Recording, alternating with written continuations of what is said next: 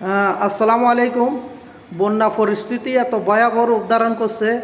মৌরি নদী, তারপরে গোমতী নদী বিপদসীমার উপর দিয়ে পানি প্রবাহিত হচ্ছে। তো আপনাদের কাছে একটাই অনুরোধ, সবাই শুকনো জায়গার মধ্যে অবস্থান করবেন, আর হচ্ছে একজন একজনের হেল্প করবেন বেশি বেশি।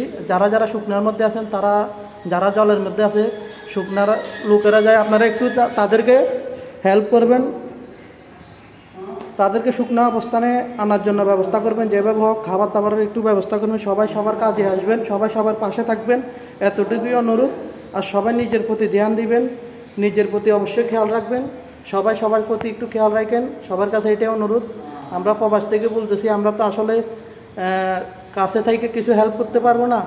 তো যাই হোক, ভিডিওটা যদি ভালো লাগে সবার কাছে শেয়ার করে দিন।